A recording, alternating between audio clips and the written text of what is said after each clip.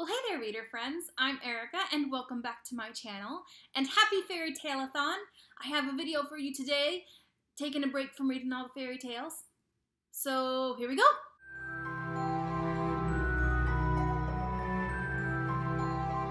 Today I am going to be doing the Once Upon a Book tag, which is the official tag for Fairytale-a-thon. So, if you would like to do this tag, I will leave all of the prompts, all of the questions down below. This tag was created by Becky, who is one of my co-hosts for Fairytale-a-thon, and I am really excited. Let's just go ahead and get started. I didn't really prep very much. I'm reading from my phone because, you know, it's Friday and Fairytale-a-thon ends in a couple of days, and I am behind, so we're just going to film this real fast so I can get back to reading. Number 1, Once Upon a Time. What is your favorite fairy tale?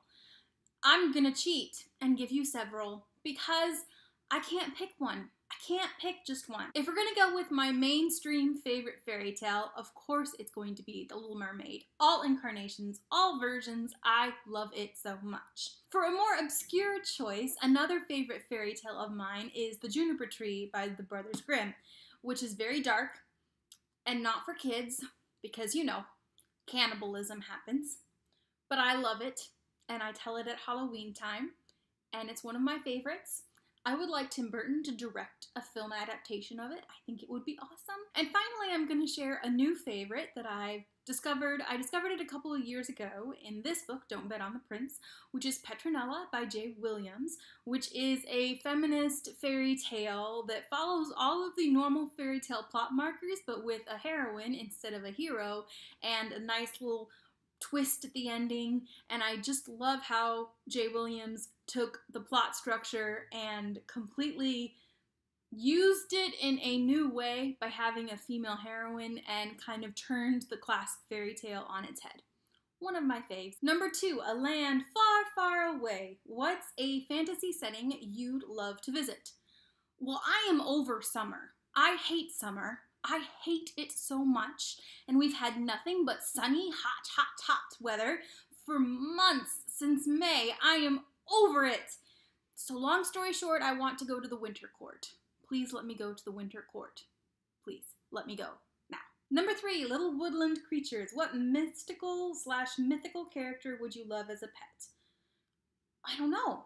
I want them all. Can I have them all? I'm gonna stick with Angus, the horse from Brave, which I said in a previous video for a previous tag. I also would like any mystical, well, it's not really a mythical or a mystical pet, but if I could have like an orca whale that was my animal companion, that would make me happy beyond belief. Like, it would fulfill all my dreams. All my dreams. Every single one of them would be fulfilled if my animal companion was an orca whale. Number 4, Love is an Open Door. Who's your favorite fairy tale, original or retelling, ship? Your OTP. The one that is the top of everything. Obviously for me, Scarlet and Wolf. Scarlet and Wolf are my fairy tale OTP in this version. Scarlet and Wolf need to be together. They need to be together forever. Forever.